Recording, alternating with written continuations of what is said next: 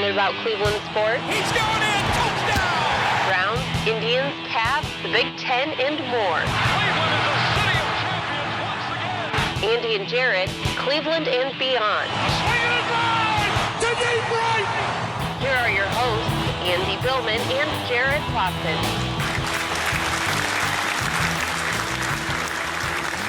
And we are live on Facebook and YouTube. Hello and welcome, Andy and Jarid, Cleveland and beyond. He's Andy Billman. I'm Jarid Watson, and this podcast is brought to you by Waiting for Next Year.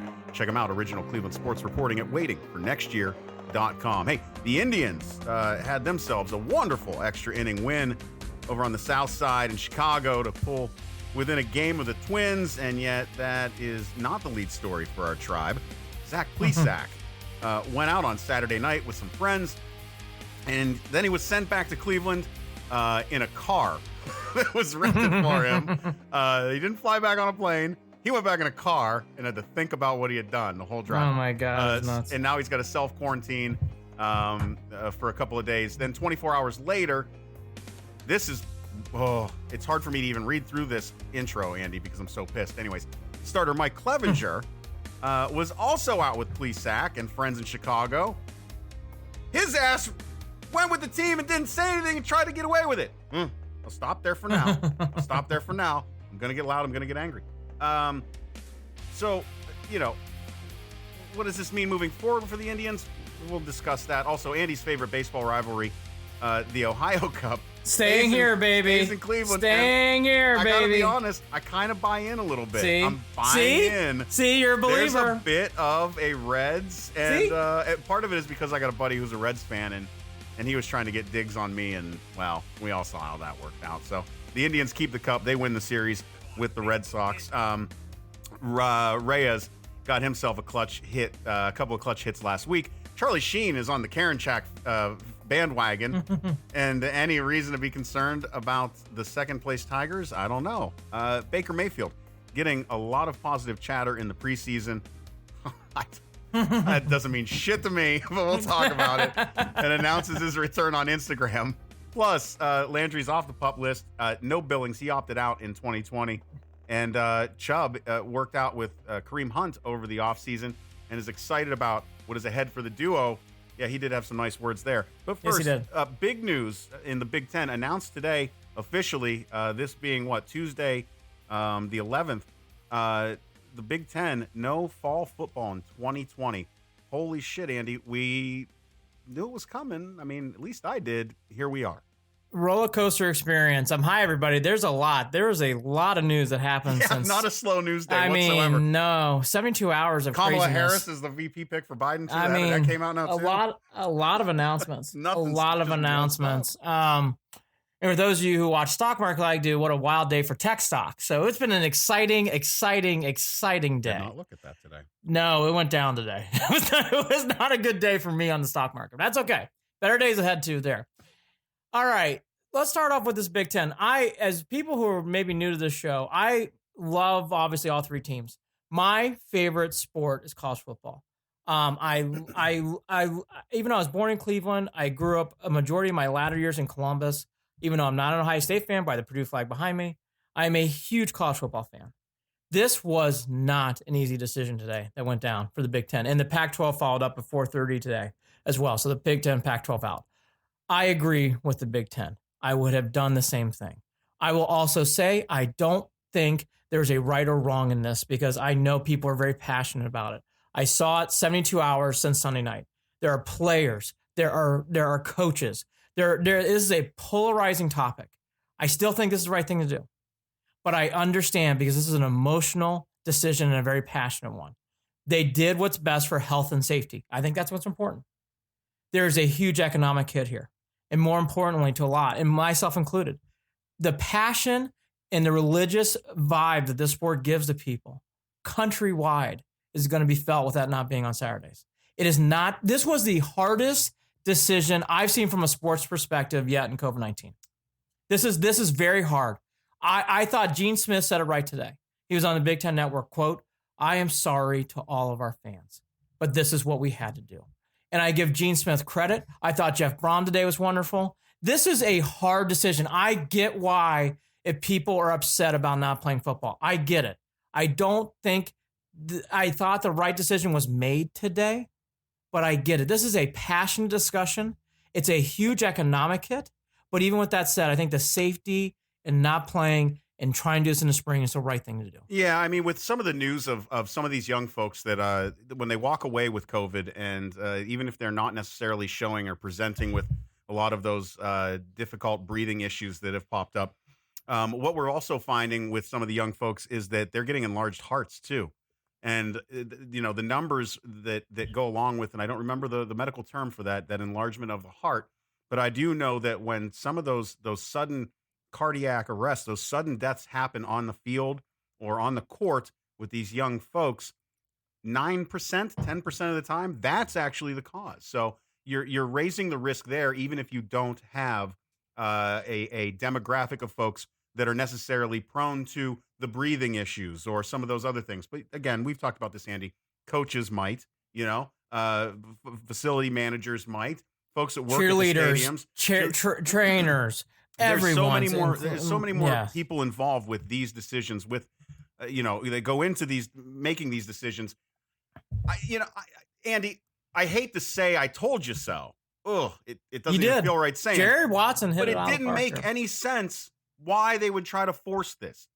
I personally believe that we could have mitigated some of the anger and frustration.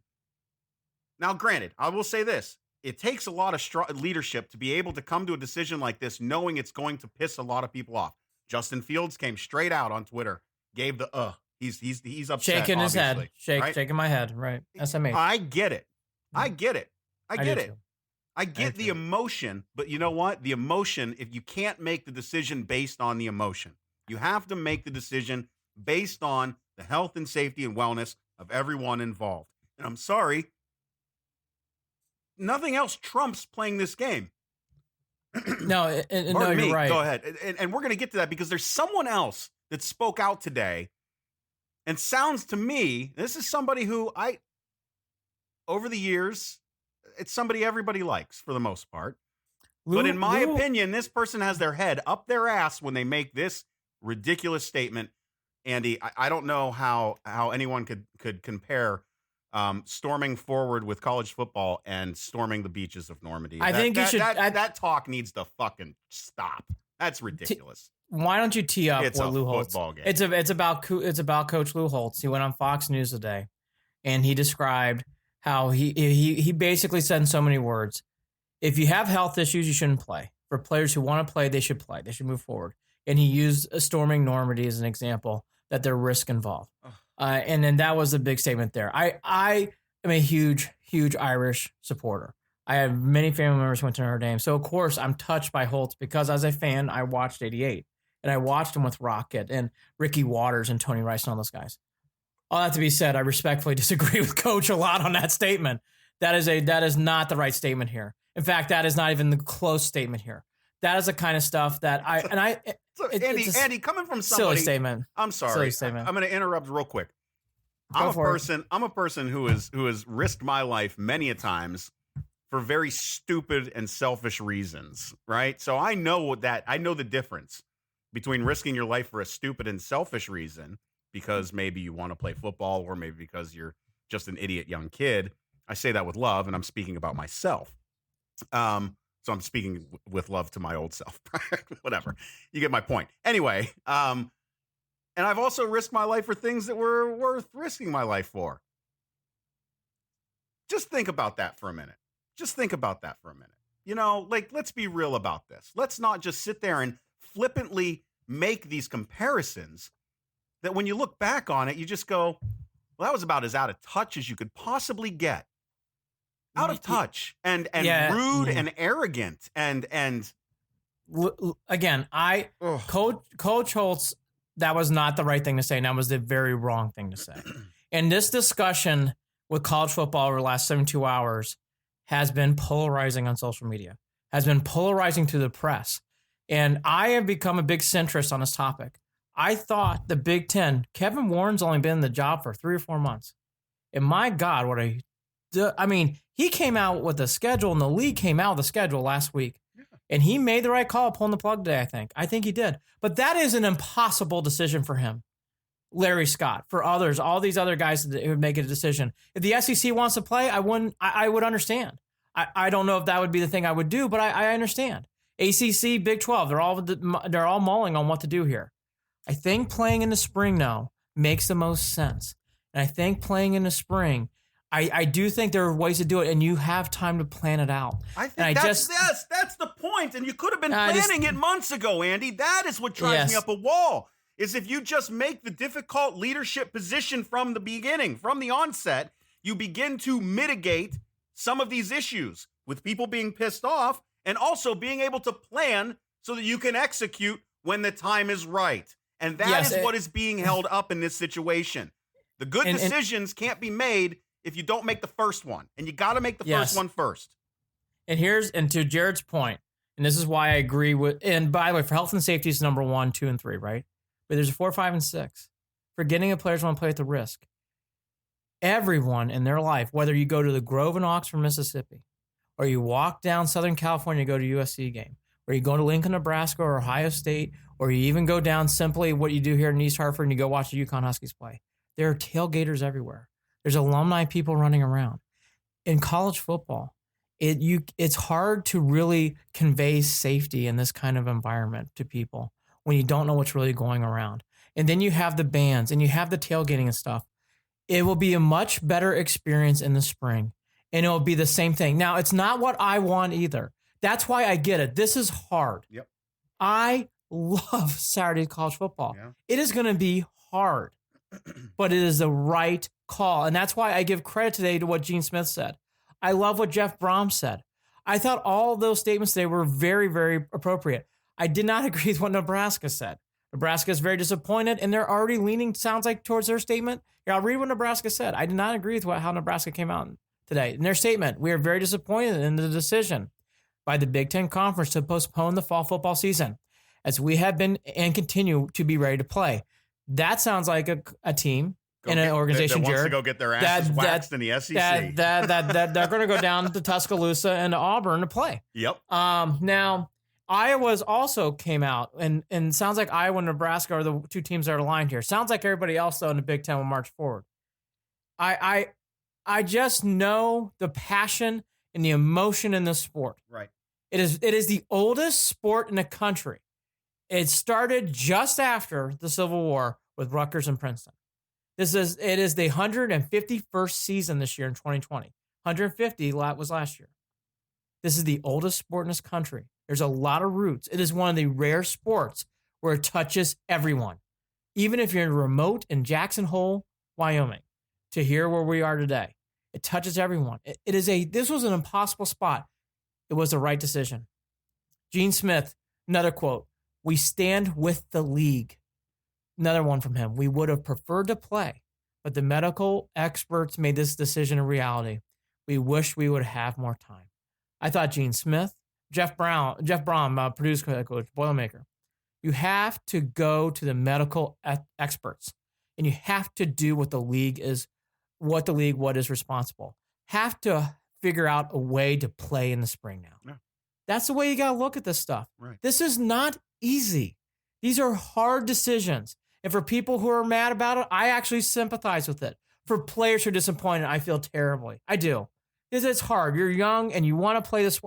I was really blown away in the 72 hours by players who want to play. I get it. Once this whole thing, comes down, I think they'll understand this was the right thing to do. It doesn't mean it's the easy thing to do.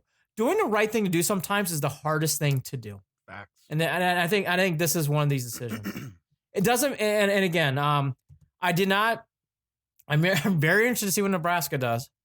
I do get the feeling the SEC and the ACC and the Big 12 are going to try to figure something out. We'll have to see. The Pac-10. I keep calling it Pac-10. Tells you how old I am.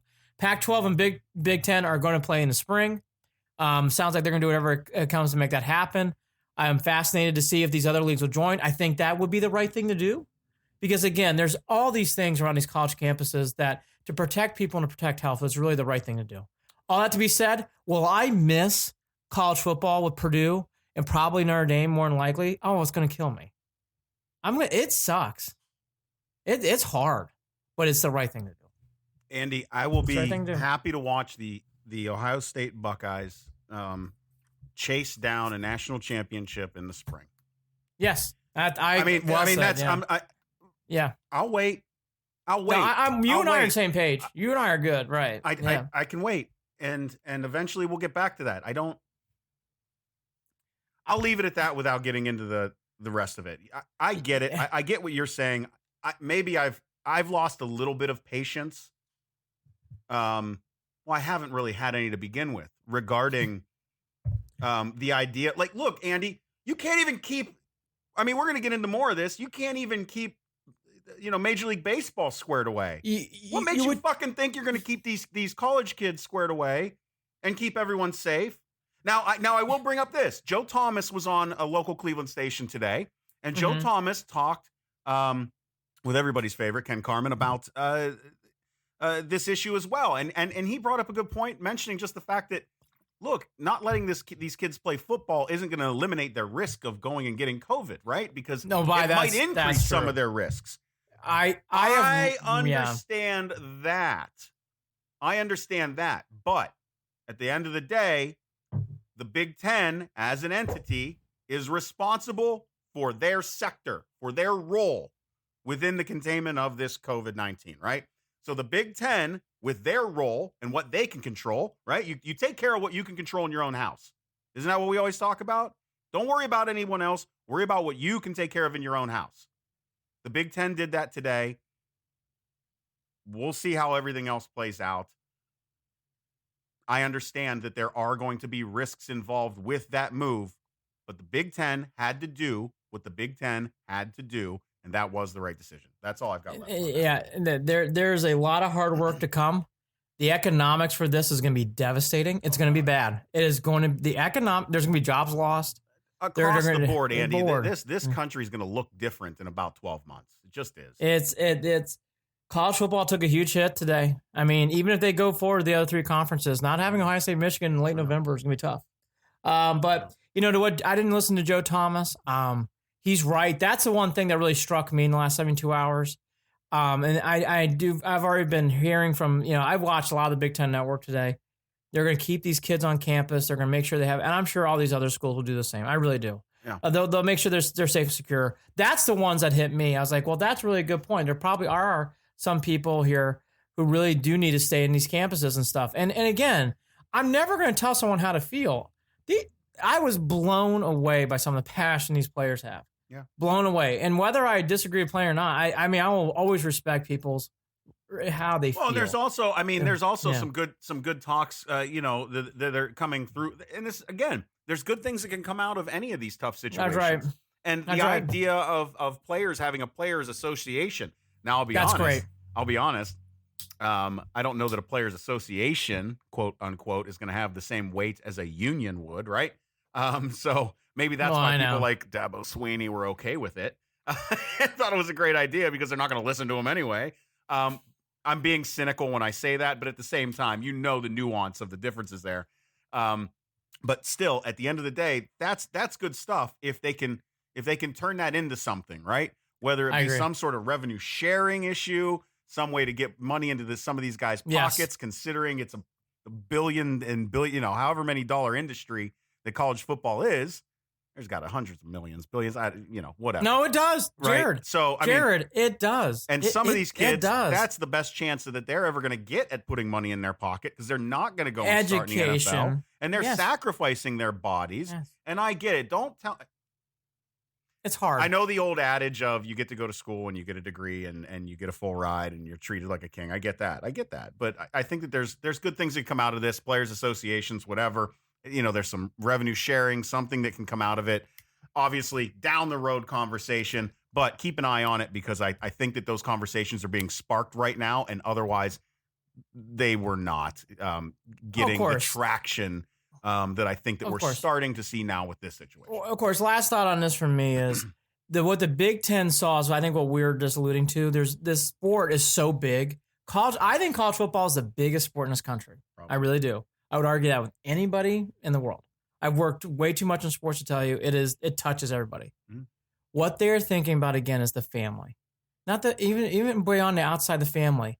Warren, the commissioner, his wife and his family. His kid plays football for the SEC somewhere. Big Ten commissioner. His kid plays football for the Southeastern Conference. There's all these different people around here. And what they're protecting is people who are alums, tailgaters, fans of these sports. I know it sounds weird. I think they're protecting them as best as they can.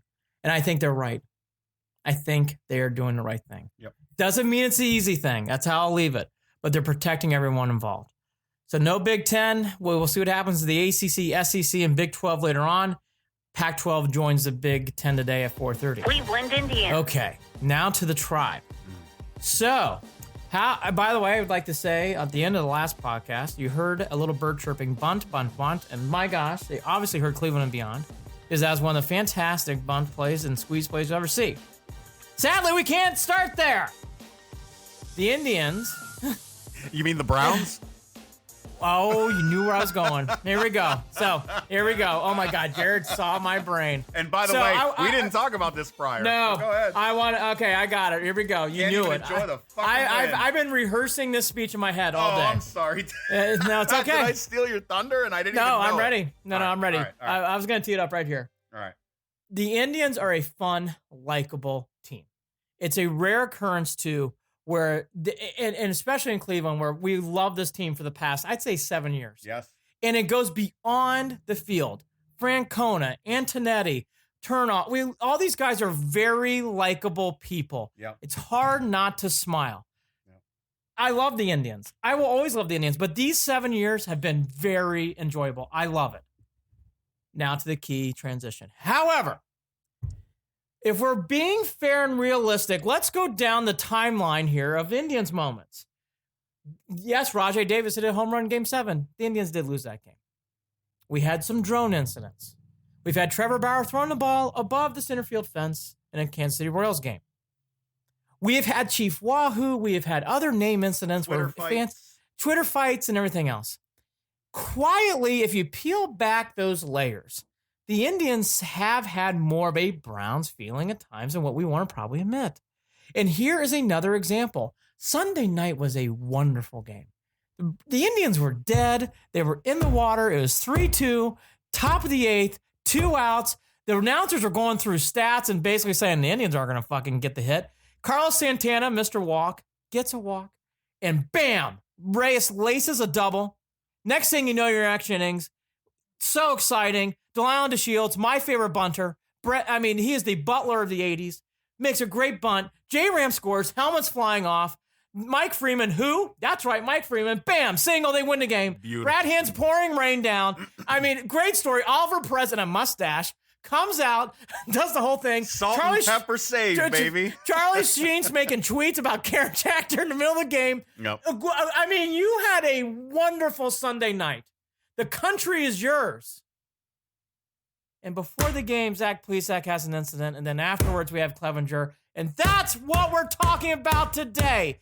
The Indians, every time they have positivity, they get these drone moments, or we have to discuss the team name, or right now, our owners talking about how we're not going to keep Lindor, or Bauer's making articles in SI, or Bauer's throwing the ball over there. By the way, if you see a lot of connections here, wait till my partner talks about Clevinger. So all these different things here. And yet here we are again. Great win. Second place after we're dead as a doornail getting basically almost swept. We lost 3 out of 4 against Minnesota. We look dead and lifeless until Reyes hits a home run on Tuesday. And yet, what are we going to talk about? Quarantining. We're going to talk about stupid fucking decisions. That's what we're going to talk about, Andy. We're going to talk about irresponsible, stupid fucking decisions from people that at this point, according to Tito Francona, still don't fucking get it. Right now, right in this very moment, Andy. Clevinger don't get it. And now we could sit here and debate who Tito was talking about. I'm sorry. I'm going. Hey, it was speculation. Speculation City. But you know what? I don't think I'm speculating when I've seen Plesac come out and make dots. the comments. You're I've connecting seen the dots. comments. I've seen Plesac take responsibility Twice. This is the second time. Social media, and then he had a statement on Monday. Tito. So twice. According to Tito, one of these two has not taken responsibility. Francona, according to Cleveland 19 Sports. I talked to Clevinger and Plesac, but don't want to go into details. They're at different stages in acceptance. I'm sorry. I don't know what stage of acceptance does Clevinger think he's in? Let's go Who down the the road. hell do you think you are? First, I don't like sneaky liars, Andy. I've eliminated sneaky liars from my life. Over and over again. For the past 30 plus years. I have recognized when someone is a sneak and you can't trust them. Yeah, I don't give a fuck how good of a pitcher you are. I don't give a shit. I don't have time for this. He is cut from the same cloth. I didn't know for sure whether he was, but he really is. And I've noticed it a lot this season. He's cut from the same cloth as Trevor Bauer. He's immature. He thinks he knows everything and everyone else knows nothing. He thinks he can do whatever he wants. He still throws temper tantrums when he doesn't like pitch calls, when he doesn't like a call from the ump. He's an immature little asshole at this point. This is somebody who put his team at risk. Yeah. Who didn't let anyone know, who tried to get away with the fact that he was out with Plesac. Yes, he did. Yes, he did. And left with the team. Yes, he did. And it's been mentioned, Cookie Carrasco has leukemia. Oh, what? Fuck Cookie, I guess, right? Fuck him. Francona, your manager. Fuck him too. Fuck Tito too. Fuck them all, right? Your manager. Fuck your elf. I'm going to go out and I'm going to have a good time and I'm going to go and do whatever I want. Because you know what? I can. Because it doesn't matter how this affects any of you. The people that I see every day, day in and day out, that are doing what they can for me to keep me safe. So I don't have time for that, Andy. You said you wanted a bat. You want a bat? I want a bat. We need a bat. The Indians need a bat. They do. Anyone want Clevinger? We got enough in this rotation. It's getting tough. Plesac gets it. If Plesac's very sympathetic. Who wants Clevinger? Get him out. I'm done. I'm done. We'll see if anyone can change my mind on this. But I'm done. Clevinger can go. Bring in a bat. Get rid of him, Bauer, because you know what? Everything that has reminded us of the Browns over these years has been from either one of them. And here we are. To recap and set the table of what happened. So Plesac's story came out about an hour or two before the first pitch on Sunday night. And Plesac was sent back in a rental car to go back to Cleveland. Later, after the team came back to Cleveland, I think it broke around, I want to say Monday, late afternoon, early evening. It came out about Clevinger. Clevinger was on the team plane. Clevinger was with the team. And if you connect the dots more, we're just alluding, but you can connect the dots. A security guard was the one who reported all this happening. And the security guard, whoever that was hired by MLB, was the one who basically caught Clevinger, possibly Plesac too. And then because of that, that is why what happened. Here's it makes some more quotes too from Francona today. This was just at 4:00 on Tuesday the 11th. This one kind of hurts. We talked about it as a team today. What I care about is making this better so it doesn't happen again. The players will have a lot to say of this. So I'm going to take off Francona's quote here. This is a big moment for Frankie Lindor. This is a big moment for J-Ram. Other guys in this locker room, I think, are going to have the choice here. To what my partner's alluding to here. And I understand it. There's a lot of people. I am very much on. I'm almost done with Clevinger too. Here's what I would leave it as. If I were Antonetti, I would tell the team, have a team vote with Francona as one of the voters. If you guys want us to trade him, we will. If you guys want to embrace him back in and take him back in, that's the way I would leave it. I would want the team to vote. Do you want Clevinger back? If you want Clevinger back, he's yours. If you are done and you guys have lost trust in Sunshine and Sunshine is not bringing a ray of light on this team, then Jared, I would trade him immediately. I would let the team, I really would, I'd let the team vote. The team needs to make a decision because those are the guys who are going to make it, are going to say in that locker room, can you trust him now? And by the way, Clevinger back on July 30th, quote, having that trust in your teammates is a big thing. It's a big thing on the field. If you feel your teammate doesn't trust you off the field, how are you going to feel like he trusts you when you get between the lines, end quote. So, to follow up on Clevinger's quote, I think the team needs to take a vote. And if they want him gone, I honestly, even if it's a majority vote, I'd be like, you know what? we're gonna get rid of him. Anything if they that can brings handle the team this, together, and this is a situation where the team should have a say. I think the when team you're talking needs about to have the a health say. and wellness of these players. Yes. When you're talking about putting Cookie at risk and putting Tito at risk like that, Andy. Again, I want to be clear here. I understand that people make dumb decisions in their lives. I have made plenty in my life. There may be a book at some point that lists out some of them because I find it quite entertaining, at least, only because I survived many of them. Well, all of them, but you know what I mean. You're here. My point being is that you have to learn from these lessons. You have to learn from these moments. I cannot believe that we are at a point after everything it took to get baseball to this point that, okay, you made a dumb decision. I'm livid about that. But if I'm hearing from Tito that you're not at the level of a different level of acceptance, whoa, are you shitting me? Andy, you've got a quote here from Clevinger from a tweet that he posted on August 7th. So he knew what he was doing. Yes. And it's a quote that it pisses me off because I'm about as big a Pearl Jam fan as you're ever going to find. And I guarantee Eddie Vedder would probably kick him in the nuts over this stupid decision. But he took an Eddie Vedder quote here, a song. I knew all the rules, but the rules did not know me. Yep. Okay, cool. That's who you see yourself as? Got it. Noted, Clev. Noted. And that's why I'll go back to bullshit. If Complete and Francona utter thinks bullshit. If Francona thinks this is bad and the team thinks this is bad, then they need to trade him immediately. Because this goes beyond wins and losses. This is safety and health. Yeah. If they don't trust him, then he needs to go. Jared needs to go immediately. These aren't rules that are meant to curtail your fun. These aren't rules that are meant to be broken. These aren't those types of rules. These aren't rules that shouldn't be there. Correct. You know? And which, by the way, is what Eddie's probably talking about in that. Oh, correct. And by the way, the majority. The majority of people are done with Clevinger. Done. They're done.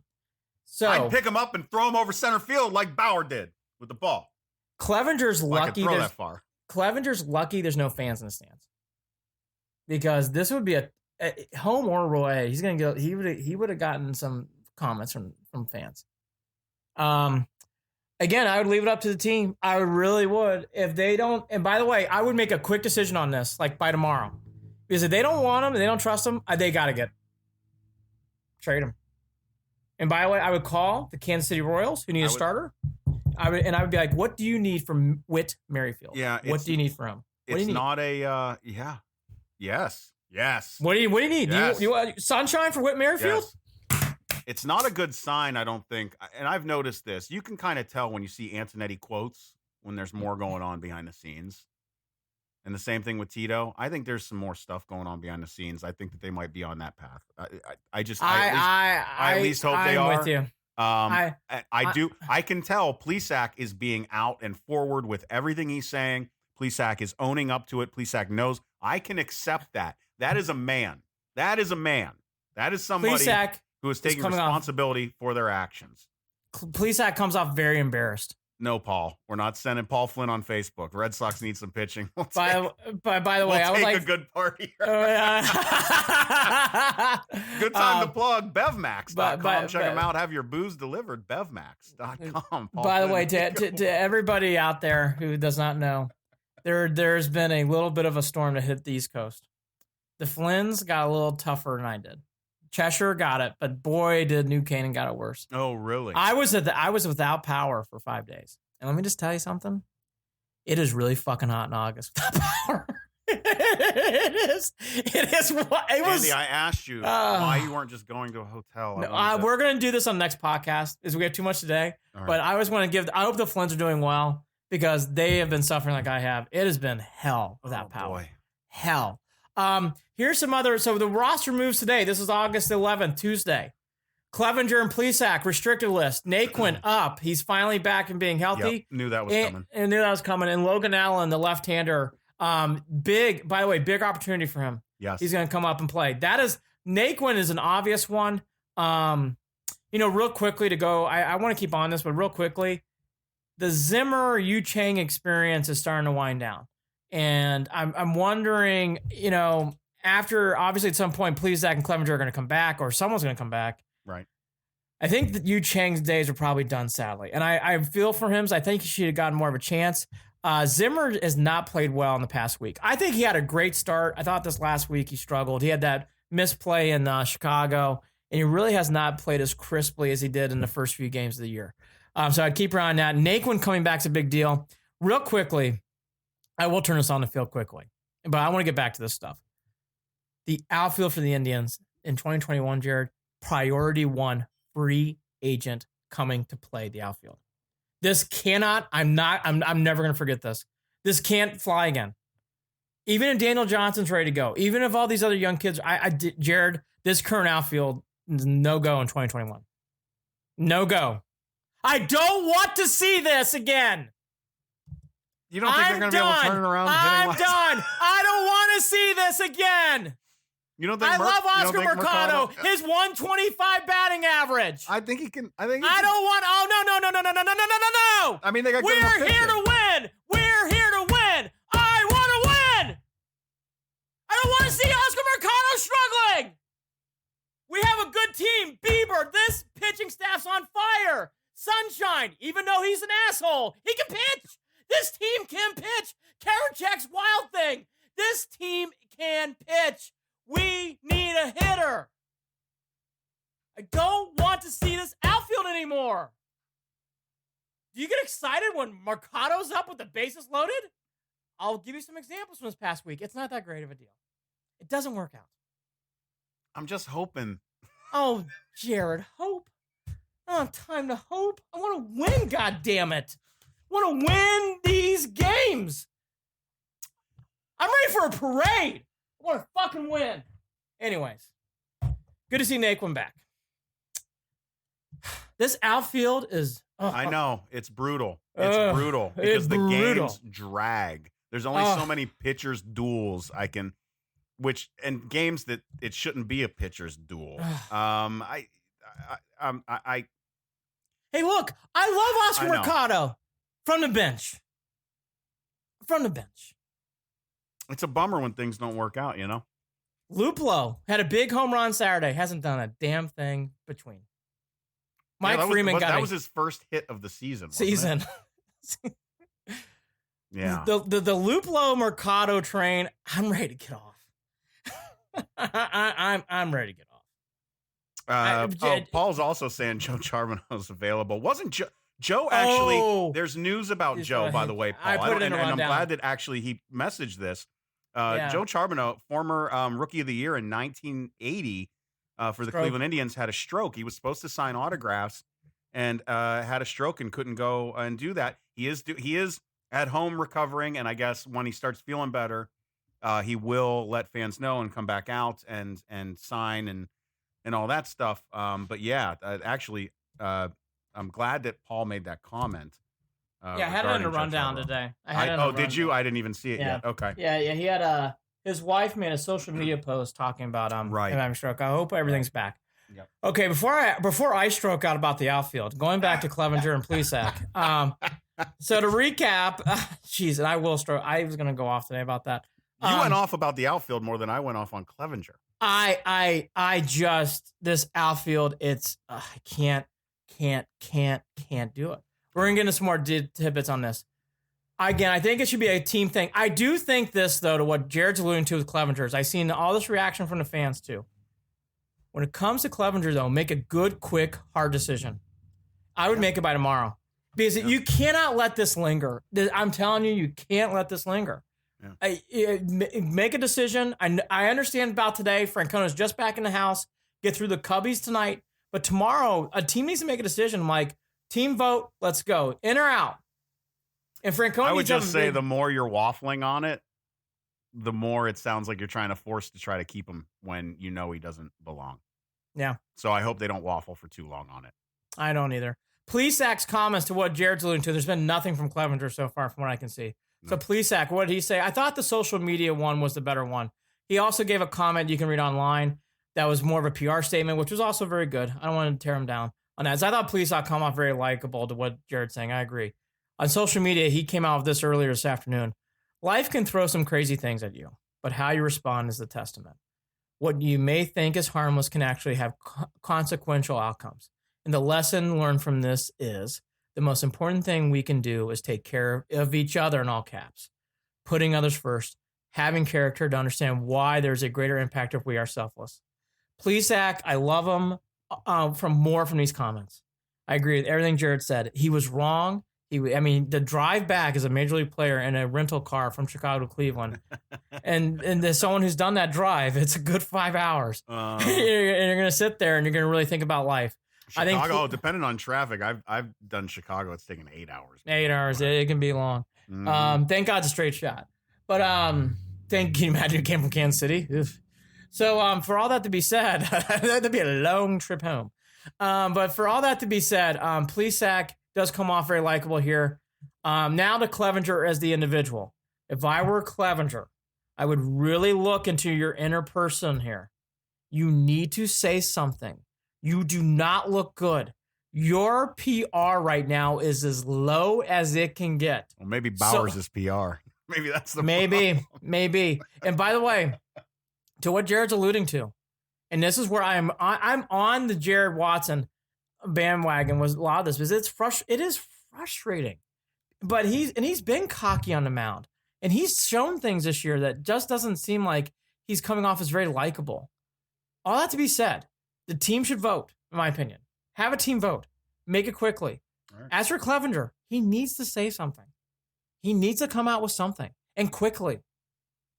Quickly, because he is being torn down. Andy, I think at this point we're looking at, man. I've said it a million times. When someone shows you who they are, believe them. There's a lot. I feel like if it's that much of a struggle for Clevinger to figure this out, then this is going to take some real growing up, and that's going to take a long time. And we don't have time for that right now. Not in this environment. Not in this climate. Not in this environment. No. This is someone who he clearly believes a certain way and thinks a certain way. He thinks sayonara. He the way he talks on social media, he's above the team, and that's pure and simple. And his actions said that in Chicago. Timing is everything, though, for the Indians. For those of you who have not looked, we did not play. We, as in fans, did not play or watch on Monday. They do not play on Thursday. They do not play on the following Monday. They can do a 4-man rotation. Pleco goes tonight. They do not need Plesac or Clevinger until Saturday the 22nd. So they have a long run here. Today's 11th.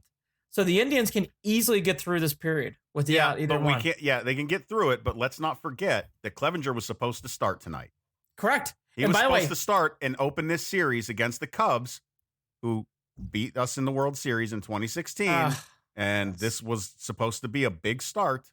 And here we fucking are. Well done, Clev. Good job, bud. Proud of you. Be proud of yourself. To Mr. Watson's fucking believable. To Mr. Watson's comments, and here's how I'll leave it. You're now razor thin. No injuries. So if Carrasco or Bieber, God forbid, knock on wood, someone gets injured, now your depth is gone. Can Karinchak throw 6? Oh my God, I love him. I called that first. That was my shot of the year. Let's go on the field. Sunday's game, around all of this craziness with Plesac and Clevinger, was a wonderful game. One of the best games. Reminds me of the Minnesota game last year. That's how great it was. It all started with Jose Ramirez on the 10th. Really, the moment in this game, though, was Santana's walk with 2 outs in the 8th. The Indians were dead in the water, couldn't get hits. It drove you crazy seeing Bieber, who got all, by the way, Bieber's leaving men on base like crazy. Crazy. Bieber's getting national attention. They built this as the Bieber versus White Sox game. He is the new superstar. He is Garrett Cole. They're putting everybody nationally is putting him on that level. Yeah. Bieber's got national attention now. Which is great. We love it, right? So he comes in, he plays, he has a good game, but they're down 3-2. And by the way, with 2 outs in the 8th, dead in the water. Dead in the water. And you could feel the game turn on Carlos Santana's walk. Reyes, bam. Reyes had a great week. Great week. Huge home run in Cincinnati. Yep. Played well in Reyes is coming around. Yep. That's a great sign for this team. God, now he looks the part too, man. Oh my God, he looks the part. He's such a big dude. Now, I was being tongue-in-cheek humor, but I actually was being somewhat serious. I love bunting. There's not enough bunting in baseball.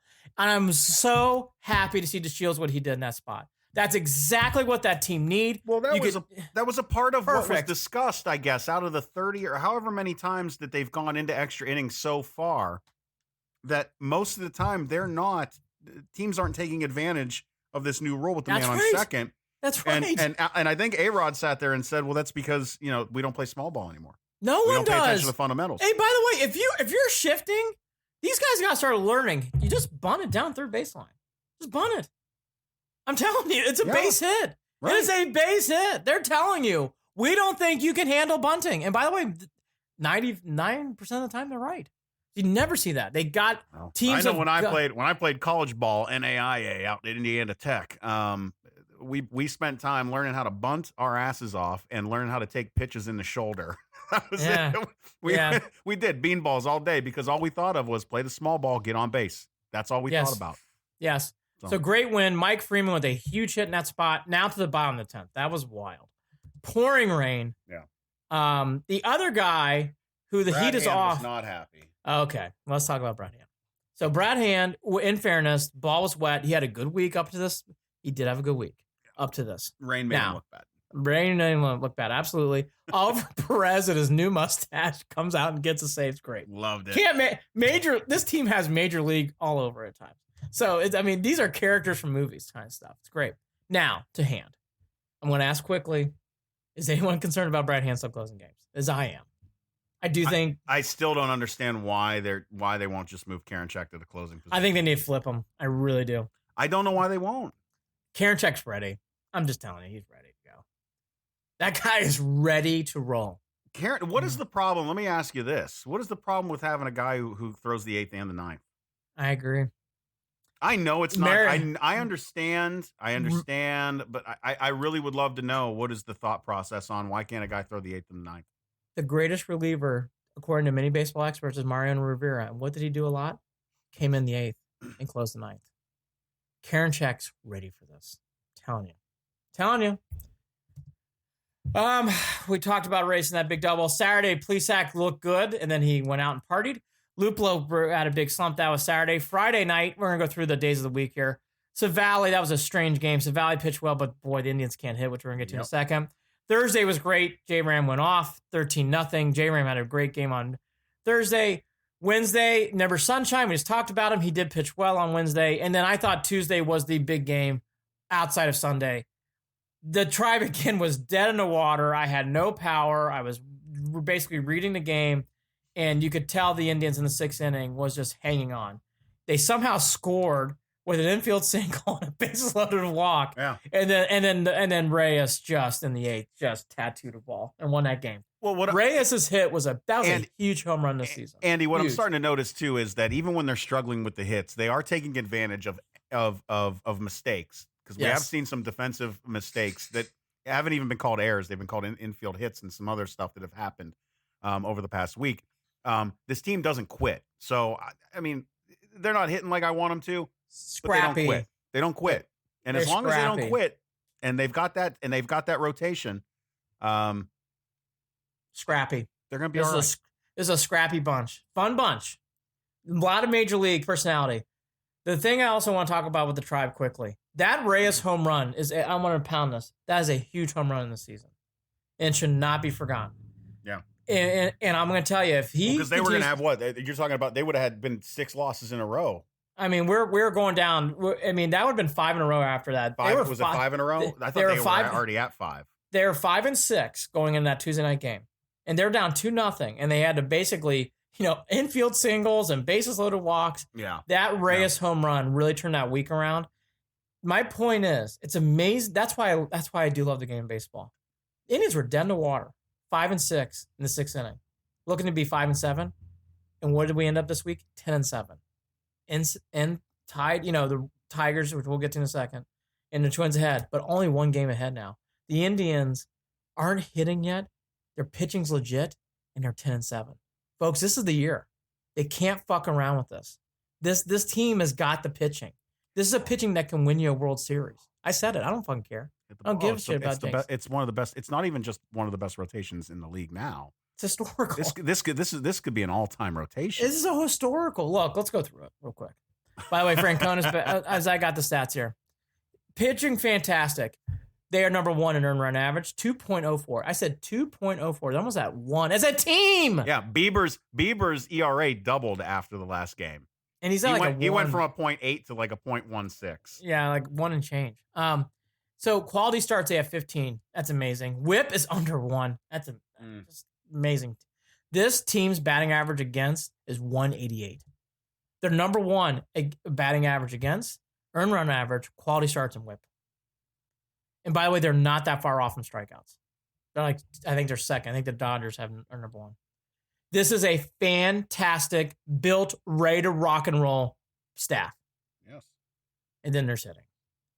You want to go through some of these stats? We will real quick. Here we go. The Indians have a combined batting average of 196 right now. And that is not good. That's below the Mendoza line. Their slugging percentage is a cute 300. There's a 300. Just that. The team currently has 59 runs. That's 28th. The Cardinals have only played 5 games. So they're 29th and I think they're 30th, and the Marlins are 29th, I believe. So the Indians technically are only in 28th in runs because the 2 other teams had COVID-19 issues. Okay. Look. I went on my tirade. They've got to make a trade for an outfielder. You cannot win big games. Well, Andy, I don't know if you know about this, but we've got a guy that we could trade. We do. Look, I'm just telling you. I'm not saying Lupolo seems like a nice gentleman. Jake Bowers is in Lake County. That's good. I like Mercado. He stinks right now. Okay? We have got to get a bat in this lineup that plays the outfield. Yeah. Period. This outfield is putrid. Carlos Santana walks. That's all he does. Everyone else is okay, and then our catching situation is a disaster until Perez comes back. We don't have... And Reyes is your DH. So your DH is okay. He's good. Lindor's Lindor. Cesar Hernandez. Could you imagine this team didn't have Hernandez? He's been consistent. He's been consistent. And then J-Ram. Those are your 4. Santana... And even J-Ram's had his moments lately where you're hoping that he doesn't, let his head go below water. Yeah. But he seems to be figuring it out. And by the way, Lindor's not even hitting. And then you got I can deal with that at the moment. Yeah. And Santana walks. That's all. It's either Walker. No, it's either Walker now. Santana is batting like 100, but has an on-base percentage of like 400. So that tells you everything you need to know about. Right. It's amazing. Carlos is on, and he's coming back from down 0-2 counts. No, Santana is such a pro. He is such a good at bat to watch. Sadly, though, if he has to swing the bat, it's gonna be caught. I will say this is for a discussion for different days. We have too much other stuff to talk about. So we haven't even gone to the Browns. Oh, the biggest thing that's going on with baseball that I'm seeing is they've got to do something about the shifting. It's like the shot clock in basketball in the late 70s. At some point, you got to tell teams, hey, shoot the ball within 24 seconds. They got to keep the shortstop on the third base side. I just can't. These shifts, the game, it's just taken away from the game. Well, I don't like it. Why aren't teams smart enough to hit the other way? Or how about bunt? But I mean, that's what I'm saying. I don't know that you can put that in the shot clock category. I feel that way. These games, these are teams that should know better, and they don't. They're not taking advantage of what the other team is giving them. I know. It's just I was a fan of getting another thing. Again, small ball. I would get yelled at. God bless. I remember there was a time where I was told the next 5 hits I had to hit because I'm a lefty. Mm-hmm. NAIA, Indiana Tech, hit the left field. Hit the left field. Hit the left field. You hit down the right field, you're gonna have to run laps. What did I do? I jacked one down right field, home run. Yep. Guess what? Yeah, I got yelled at. They didn't give a shit. They didn't give a shit that I hit it opposite way. They wanted me to hit the other way. No, that's small ball. That's how we used to do it. Yes. I don't get it. Yes. So quickly before we get to the Browns, Cubbies tonight, Tuesday the 11th, Wednesday, a 2-game homestand, which doesn't matter. There's no homestands anymore. There's no fans. So tomorrow night 2. And then they take another day off. Then they're in Detroit, the second place Tigers for 3. Another day off. And then I believe the Buccos. And then back to the Tigers again. The Shields is back. We just talked about that. Christian Arroyo. is no longer. That trade did not work out for the Indians. They slipped that trade in right around the Bauer trade. Sometimes trades work, sometimes they don't. Yeah. Hunter Wood and Christian Arroyo are goodbye. So that trade did not work out. We have not had good luck with trades in the Devil Rays. This is the second time now we've kind of gotten skunked on the trade with them. Tristan McKenzie is pitching well. There's some reports about that, so read about him. That's another trade bait piece in case they don't want to get rid of Sunshine. Van Berkelio is out. Options out because of COVID-19 issues. Another reason why even what Sunshine's doing with someone like, if he was, by the way, he's not around, but that's probably another reason why Van Berkelio's out, because he just don't know about life. And then we talked about this, Joe Charbonneau. Hopefully he's doing better and feeling well. All that to be said, the Indians, who usually are more in the background, have been in the foreground since the start of the season, it feels like. They've been a big story, and I've loved all this entertainment, even with only these 4-hit wins, but they are winning. And here we go. The Cubbies. Gosh, Cubbies are hot, too. They're hot. Well, we'll see what happens. I'm looking forward to a good series. I hope the Indians can get the bats rolling. And we've got, some pitchers that are going to get a chance to show themselves here. Andy, I mean, the fact that we're 10-7, struggling at bat right now, this is still, it's a slow start, but it's a faster start than if we didn't have this rotation. The fact that they are 10-7 right now is really a testament to that pitching staff that has made that happen. Unbelievable. I love it. And it reminds me of it reminds me of our great bats going up against that rotation in Atlanta all those years ago. And all I ever think about anytime I think about the Indians having a good rotation is, well, Atlanta beat us with a good rotation, so that's true. Let's hope the Indians can take advantage as time goes on here and maybe start hitting the ball a little bit too. Yep. And again, I'll hit it as he deserves it. Reyes had a great week. His home run on Tuesday in Cincinnati and his big hit on Sunday should not be forgotten. Reyes has been key to this year. All right, quickly to the Browns, if there's ever such a oxymoron. Cleveland Browns. Okay, so Baker Mayfield, he opens up on social media this week. Let a lot of y'all get too comfortable. It's about that time. Insert trolls commenting from their couch. That's not me, it's Mayfield, in parentheses. So he has announced his season. There's been a lot of back and forth about him this week. Nick Chubb did a press conference actually today. Quote, "I believe in Baker. Excited to show the world who he is." Stefanski actually admitted at a press conference earlier last week that he met with him in Austin right before COVID-19 kind of restrictions and all that stuff kind of exploded.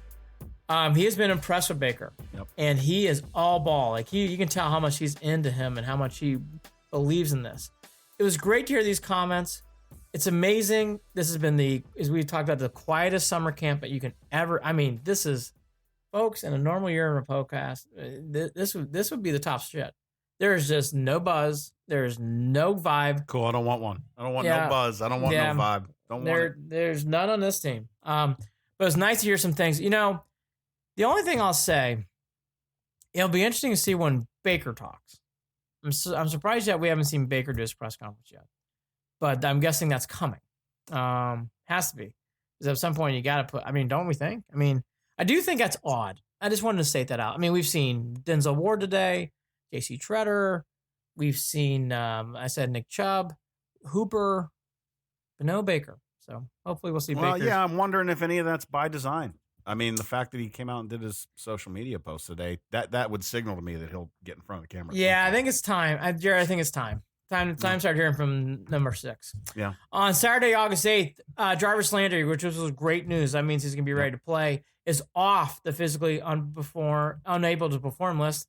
That's why I should just call it the pup list, because I can't obviously read out loud on a podcast. After passing his physical and rejoining the active roster.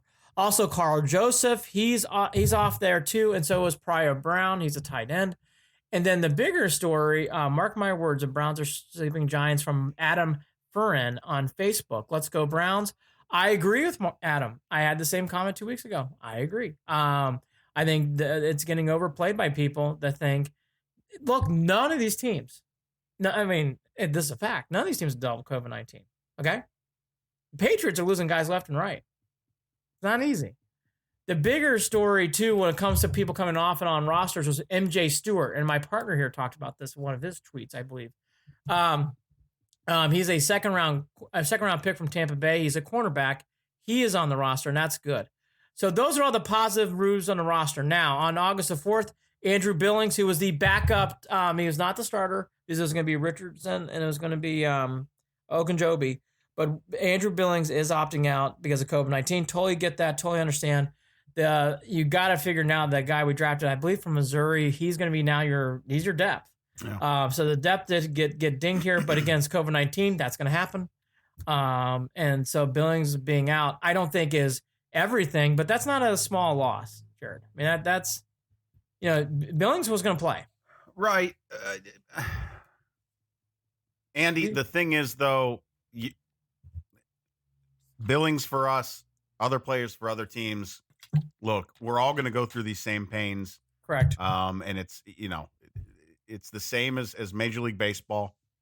You don't know when something's going to hit. You don't know when something's going to happen. Yep. You know that some people are going to make decisions to take care of themselves. Others are going to be a little bit riskier regarding how they want to do this and how they want to go forward. Yeah. So, this is the flavor of this season, brother. It's the flavor of this season. This is what it's going to be. It's going to be right. Confusing at moments. It's going to be nerve-wracking at moments. We still don't know how all this is going to play out. I think that they're pulling off Hard Knocks. I think who's doing? Is it Philly? It's LA. LA. It's LA. LA. How are they doing? Like, I don't even know how they're doing that. Did you? I didn't. Is the episode tonight or is it? I think it's coming out this week. I am one of these. I don't even know how the hell they're doing that. To tell you, I'm one of these rare. I'm one of these rare individuals. Unless it's the Browns, I don't watch Hard Knocks. I don't care. I have no interest in that show. I was a little judgy on the storytelling. I'm not going to lie, but go ahead. Yeah. Andrew Billings, to what Jared's alluding to, you hope he's good. You hope he feels good. We'll see. And he even said Billings is a nice man. He gave a great quote. You wish him all the best, and you understand. And to what Jared's alluding to, and he's right. This is going to be week to week. I do think you're going to see players throughout the first 4 or 5 weeks opting out too, and that's okay. I mean, we've already heard we've already heard, the rumors about Odell, which Lord knows there's always a fucking rumor about Odell, but it's going to be like this, Andy. Yes. And again, that I respect. Enjoy the ride. Enjoy the ride. And enjoy the ride's right. Well, speaking about that, Andrew Berry spoke about Mr. OBJ. He gave a press conference. I believe it was the day after we did our podcast. So this would be August the 4th on a Tuesday. Right. Quote, having a player of Odell's stature on the roster, obviously, he generates a lot of attention, referring to that article that we talked about in the last podcast in the WSJ. Odell is very mindful and has to be conscientious with his words. He said some other things after that. Now, this is what I was alluding to in the last podcast. That's good. That tells me Barry's on it, right? I love Barry. Yes. I love Andrew Barry. Yes. This was what I was feeling too. That article, you got to be conscientious of what you say. All that to be said, right? This has been tampered out, and I'm happy about that. More from Barry.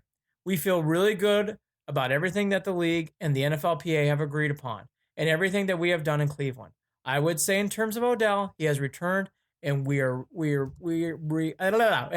been focused on working hard. He has been very engaged in everything that we have done in the classroom, and he is really focused on having a great year. So from my standpoint, I'm now done with the WSJ article. Yeah, I still don't think that was the right thing to do. Right. But okay, we've stamped this out. This is like good. I said, no big deal, Andy. Like I said, no big deal. We've stamped this out. Still should have done that article. But we stamped it out. He did. No big deal. Still no big deal. Hey, and Njoku. Barry's happy about him. Yeah. Yes. Nice. Yes. He communicated well through it, Barry said, end quote, talking about the trade request. Quote, he worked through professionally. We had good communication with his representation, which is, we all know who that, the very famous agent.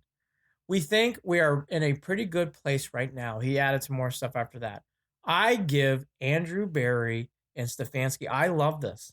This feels like the Indians. Well, that felt like a test. That felt like Njoku and Rosenhaus or what the hell? Drew Rosenhaus. Were testing this coaching staff because they know that the Browns are notorious for these new coaching staffs and all this shit. It feels like a little bit of a test, maybe. last year at this time, when these kind of things were going on with Kareem Hunt, we loved Dorsey. Dorsey had a very famous quote. Duke Johnson, we love him. He hasn't gone yet. Now I'm paraphrasing. That's basically what he meant. It was not wise. Andrew conscientious, Berry, right? Andrew Berry is himself conscientious with his words. Andrew Berry and Stefanski, look, wins and losses are a different story in September and October, November, December. Right. But boy, from the everything that they do, if you don't love this, guys, I'm lost. Love Andrew Berry, love Stefanski. We love are him. once again winning the preseason. We love a good preseason win. Winning. We are winning. We no love a good preseason games. We are still winning this shit. The Indians are going to be hitting, and the Browns are gonna the Indians hitting in the offense. I'm gonna get back on the Browns here, but just one more time. The Indians have to make a trade for an outfielder. Okay. Chubb, a rarity, gave a press conference. I thought that was great to see. He talked about, as Jared alluded to in the open, his being Kareem Hunt. I will just hit this really quickly because of time. This is a bigger story than what people are talking about in Cleveland.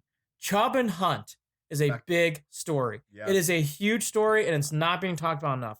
Keep your eye on that. I think they are both going to have a huge year. And it's going to take the pressure off 6. Andy, you know how folks judge you by the company you keep. And this is a good thing, I think, for Kareem Hunt. I do too. He's been very sincere in wanting to do the right thing going forward, even though he has had his hiccups. But I think, gluing him to the hip of Nick Chubb is a very, very good decision. Now, I don't know whether that was something that was directed by Brown's leadership and staff, but it would not surprise me if they said, hey, you two together, got it? And I think it might have been that way. And here we are right now. Those two working out together, those two getting ready to take on this Browns backfield and really leave no options for defenses. Because I swear to God, Andy, has there been a backfield like this with the Browns ready to go? And Mac. We have the second coming of Biner and Mac. And it's exciting. And people need to start talking about it more. Watch 85, 86, 87, 88. Watch it. And some fullbacks. This team is ready to be lit from running game. Just telling you. If Conklin's as good as we think he is, the only thing is Wills. We don't know yet. We're going to have to find out. We believe in Alabama and Nick Saban. And hopefully Wills, I think Wills has got a lot of talent. And if Wills can do what we think he can do on left tackle, Browns are going to be a running machine. Treader said some great things. He is a very nice, likable man, too. The Browns are so likable. It's such a new Browns team compared to last year at this time, where even though we loved and we were excited about the Browns, boy, they were cocky and arrogant. This is the exact opposite of Browns so far. Here's some other Brownie bites from out the last couple of days. I thought Denzel Ward talking was good. He talked about in his press conference today, this is August the 11th on a Tuesday, he is learning a new technique and matching up on press coverage. He also mentioned he thought he had a decent season with 19, but needs to do a lot more to prove. Denzel Ward looks like a guy who understands the position he's in. I thought that was a very good. He doesn't say a whole lot, but his words have a lot of meaning. So does Chubb. They don't say a ton, but boy, when they do, you can hear their words. You trust it. You trust what they're saying. Very likable. Again, Chubb, Ward, likable guys. Want to root for them. Want to buy their jerseys. Cool stuff.